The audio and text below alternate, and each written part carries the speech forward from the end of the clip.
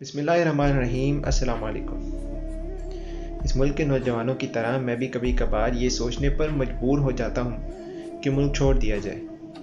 مایوسی، ناانصافی، ظلم اور بربریت کے اس گھٹن بھرے ماحول میں میں یہ سوچنے پر مجبور ہو جاتا ہوں کہ اس ملک نے آخرکار ہمیں دیا ہی کیا ہے۔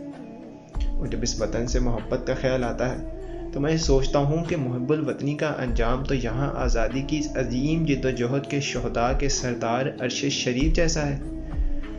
لیکن پھر سوچتا ہوں کہ عرش شریف اور ان کے جیسے لاکھوں شہیدوں نے اپنے خون کا نذرانہ آخر کیوں کر دیا۔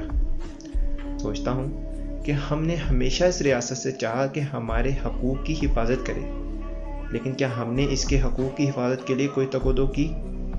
ہماری محب الوطنی کا ثبوت ہمیشہ محض جھنڈے لہرانا اور نعرے لگانا ہی رہا۔ سوچتا ہوں کہ ہم کس منہ سے اس وطن سے گلوں اور شکووں کا اظہار کرتے ہیں کہ تاریخ گواہ ہے کہ جب کسی مرد مجاہد نے اس وطن کی حقیقی آزادی کا علم بلند کرنا چاہا تو ہم نے اسے عبرت کا نشان بنتا دیکھ اسے عبرت کا نشان بنانے والوں سے حساب لینے کے بجائے اس کے انجام سے خود عبرت حاصل کی اور غلامی کے طوق کو محب الوطنی کا تمغہ سمجھ کر پہننے کو فوقیت دی۔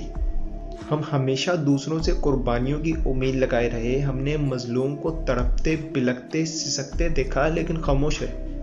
ہماری خود غرضی کا تو یہ عالم تھا کہ ہم نے مظلوم کی آہ و پکار کا فیصلہ دنیا میں کرتے ہوئے اسے غدار، نمک حرام، ملک دشمن جیسے القابات سے پکارا، یہاں تک کہ اس ریاست کے 2 ٹکڑے ہوئے، اور تب بھی ہم نے مظلوم کو ہی ظالم بنا کر اپنی کتابوں میں اپنی نئی نسلوں کے سامنے پیش کیا، اور اصل قصوروار ہمیشہ کی طرح محب الوطنی کے سرٹیفکیٹ لے کر بری ہو گئے۔ اور یوں ہی چلتا چلا آ رہا ہے، یہاں تک کہ آج یہ ملک تباہی کے اس موڑ پر کھڑا ہے کہ جس کا ہم نے کبھی تصور بھی نہ کیا تھا۔ اور آج بھی جبکہ یہ وطن اپنی آخری سانسیں لے رہا ہے تو ہم اس کے مکین، اس کے وارث، اس کے مستقبل کے ضامن، اس کا سوچنے کے بجائے اپنے سنہرے مستقبل کے خواب لیے اسے پیٹھ دکھا کر کوستے ہوئے چل دیے۔